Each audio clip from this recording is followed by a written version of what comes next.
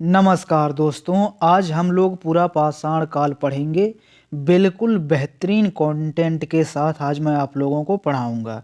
तो चलिए वीडियो शुरू करते हैं। देखिए पूरा पाषाण काल का अर्थ क्या है। इसका अर्थ है पत्थर का काल, अर्थात प्राचीन युग में जो पुराने पत्थर थे उन्हीं का काल है। पुराने पत्थरों का काल, प्राचीन पत्थर के काल है, इसका अर्थ है। इसका समय देखिए, बहुत ही इम्पोर्टेंट है। इसका समय लगभग 20 लाख वर्ष पूर्व से 10,000 ईसा पूर्व तक इसका समय माना जाता है। कब तक? लगभग 20 लाख वर्ष से 10,000 ईसा पूर्व तक माना जाता है। पूरा पाषाण काल में जीवन शैली कैसी थी, मनुष्य कैसे रहता था, क्या खाता था? तो देखिए, मनुष्य शिकारी और भोजन संग्रह करता था। जैसे वह शिकारी था, पहले वह शिकार करता था अपने भोजन के लिए। तो कोई भी शिकार जब हो जाता था तो भोजन का संग्रह करता था। जंगलों और गुफाओं में रहता था। पूरा पाषाण काल में मनुष्य कहाँ पे रहते थे? जंगलों और गुफाओं में रहते थे। उस समय मनुष्य कपड़े नहीं पहनते थे। ये तो बेसिक बात है, आप लोग जानते हैं। उस समय कपड़े नहीं पहनते। आग का प्रयोग कर रहे थे पूरा पाषाण काल से ही। तो पूरा पाषाण काल से ही आग का प्रयोग कर रहे थे। बहुत ही इंपॉर्टेंट बात है, आग का प्रयोग कब से शुरू किए थे? पूरा पाषाण काल से ही। जानवरों का शिकार, ये लोग जानवरों का शिकार करते थे। चलिए अगला पॉइंट हम देखते हैं। देखिए दोस्तों, पूरा पाषाण काल में औजार, कौन से औजार थे? बहुत ही इम्पोर्टेंट बात है। पूरा पाषाण काल में किस औजार का उपयोग किया जाता था? खुरदुरे पत्थर के औजार बनाए जाते थे। कुल्हाड़ी, खुरपी, फलक, लकड़ी और हड्डी का प्रयोग करके हथियार बनाते थे शिकार के लिए। तो खुरदुरे पत्थर के औजार बनाए जाते थे। इसके बाद देखिए दोस्तों, उपविभाजन। पूरा पाषाण काल को 3 भागों में बांटा गया है। बहुत ही इम्पोर्टेंट बात है, पूरा पाषाण काल को भी 3 भागों में बांटा गया है। सबसे पहला है निम्न पूरा पाषाण काल, दूसरा है मध्य पूरा पाषाण काल, तीसरा है उच्च पूरा पाषाण काल। देखिए दोस्तों, पूरा पाषाण काल के लिए बहुत ही इम्पोर्टेंट पॉइंट है प्रमुख स्थल भीमबेटका। यह एमपी मध्य प्रदेश में है। भीमबेटका शैल चित्र के लिए प्रसिद्ध है। अगर शैल चित्र से प्रश्न आता है तो भीमबेटका पे टिक मार देना, आपका प्रश्न सही हो जाएगा।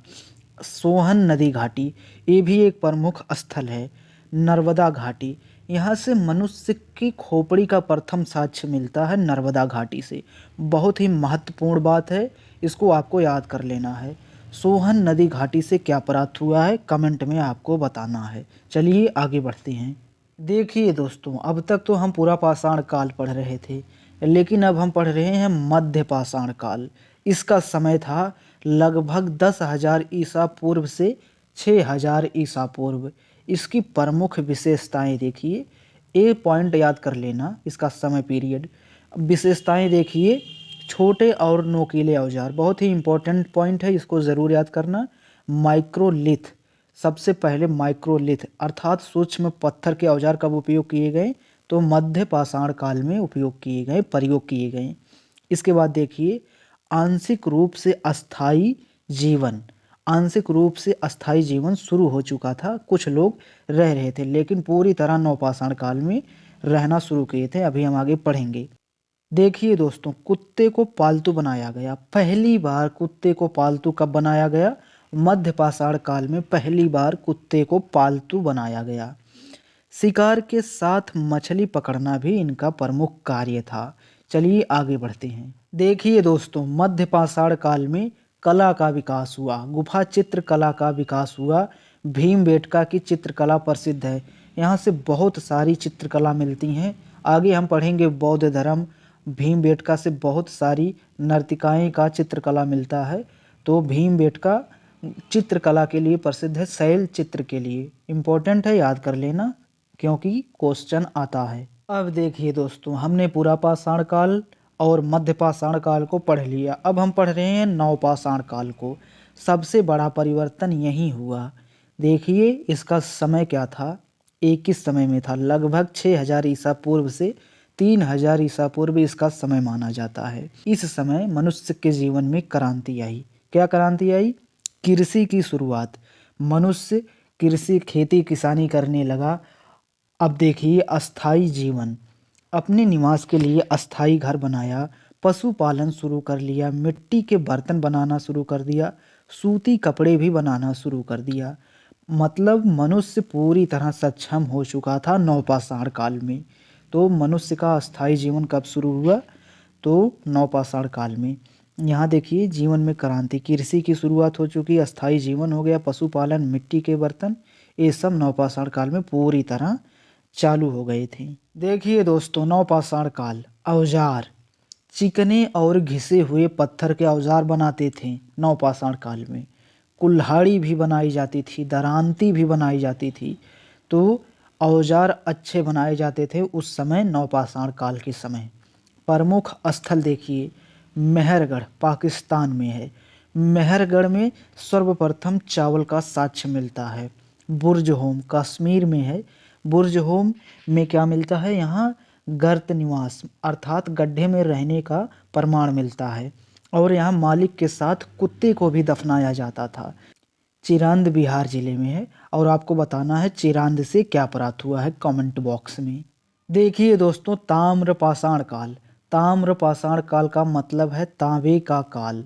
अर्थात देखिए विशेषताएं, तांबे के औजार जो थे, तांबे के औजार बनाए जाते थे। कृषि और पशुपालन हो रहा था, गांव का विकास भी हो रहा था, मिट्टी के सुंदर बर्तन बनाए जा रहे थे। अब देखिए परीक्षा उपयोगी पॉइंट है आप लोगों के लिए। सबसे पुराना काल पुरापाषाण काल है। कृषि की शुरुआत कब हुई थी? नवपाषाण काल में हुई थी। तांबे का प्रयोग कब हुआ? नाम से ही जाहिर है ताम्रपाषाण काल में। गुफा चित्र मध्यपाषाण काल में शुरू हुआ था। तो गुफा चित्र जो कि भीमबेटका से संबंधित है, मध्यपाषाण काल में शुरू हुआ था। मध्यपाषाण अर्थात मध्य प्रदेश से भी आप रिलेट कर सकते हैं। देखिए दोस्तों 2 MCQ प्रश्न आप लोगों के लिए ले आया हूँ। तो देखिए मानव ने सबसे पहले किस काल में आग का उपयोग किया? इसका जवाब आप लोग जानते होंगे कि हमने अभी बताया पुरापाषाण काल में।